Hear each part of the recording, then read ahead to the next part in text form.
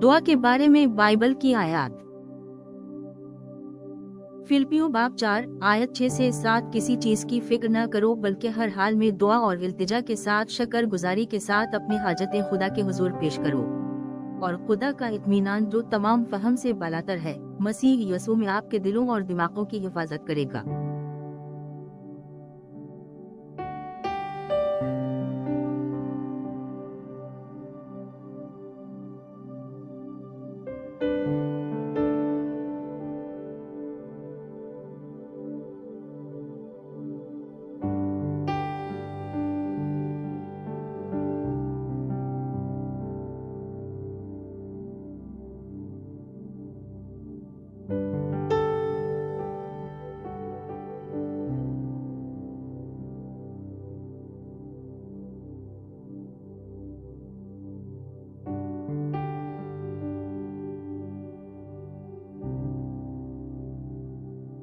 याकूब बाब 5 आयत 16। इसलिए एक दूसरे के सामने अपने गुनाहों का एतराफ करें और एक दूसरे के लिए दुआ करें ताकि आप शिफा पाएं। नेक आदमी की दुआ ताकतवर और कारगर होती है।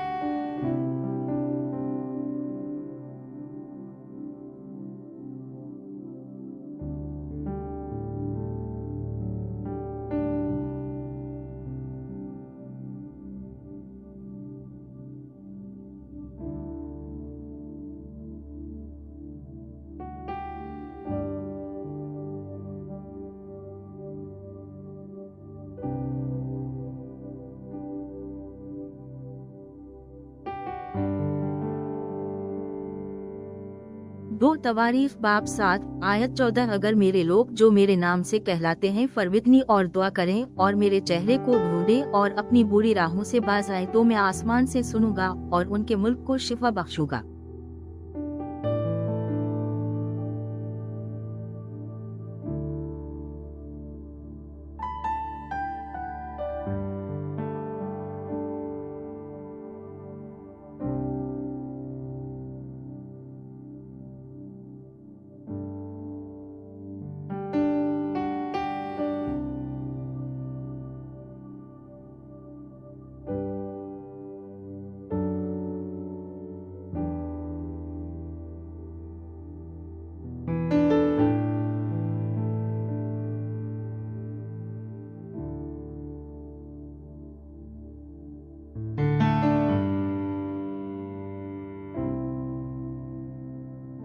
लूका बाब 11 आयत 9 से 10। बस मैं तुमसे कहता हूँ कि मांगो तो तुम्हें दिया जाएगा, तलाश करो और तुम्हें मिल जाएगा, खटखटाए और दरवाजा आपके लिए खोल दिया जाएगा।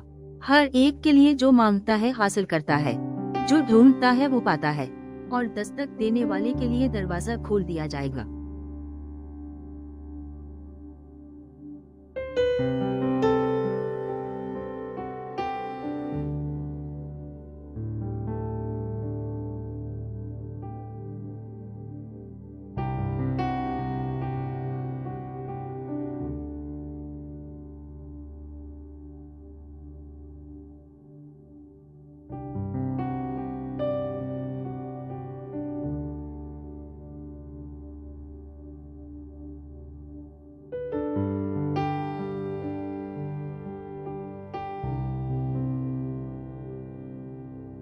मरक्स बाब 11 आयत 22 से 23। यसू ने जवाब दिया, खुदा पर यकीन रखो। मैं तुमसे सच कहता हूँ, अगर कोई इस पहाड़ से कहे जाओ अपने आप को समंदर में फेंक दो और अपने दिल में शक न करे बल्कि यकीन रखता हो कि जो कुछ वो कहते हैं वो हो जाएगा, तो वो उनके लिए हो जाएगा।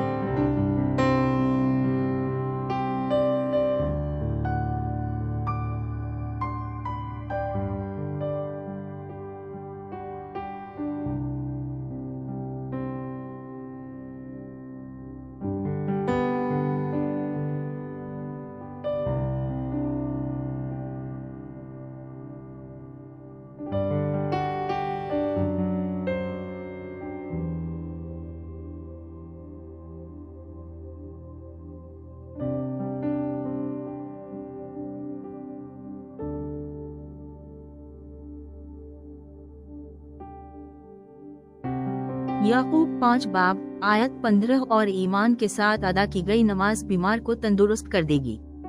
खुदावंद उनको उठाएगा। अगर उन्होंने गुनाह किया है तो इन्हें माफ कर दिया जाएगा।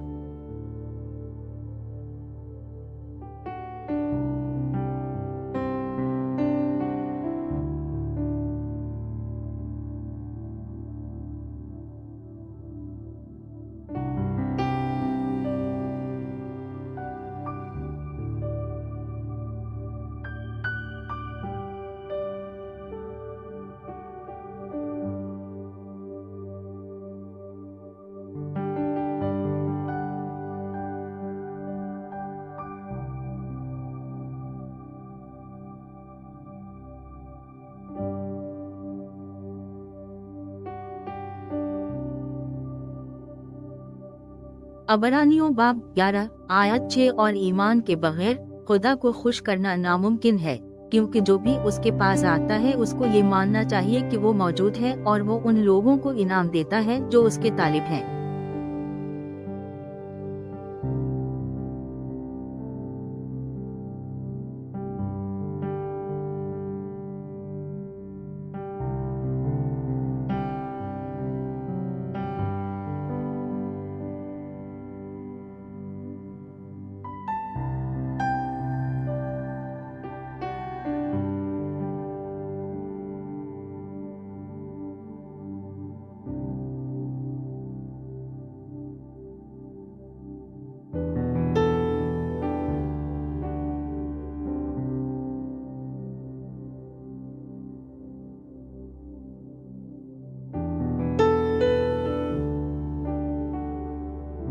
कलसियों बाब 1 आयत 9 इस वजह से जिस दिन से हमने आपके बारे में सुना है, हमने आपके लिए दुआ करना नहीं छोड़ा।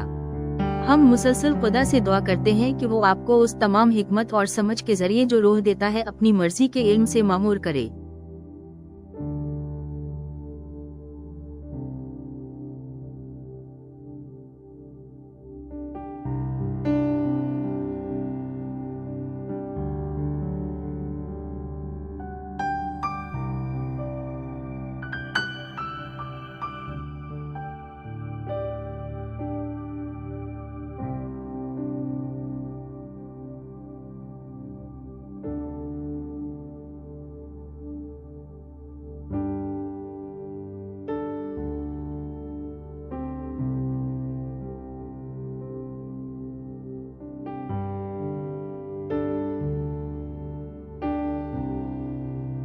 रोमियो बाब 1 आयत 9 खुदा जिसकी मैं अपनी रूह से उसके बेटे की खुशखबरी सुनाने में खिदमत करता हूँ, वो मेरा गवाह है कि मैं हर वक्त अपनी दुआओं में आपको किस कदर याद करता हूँ।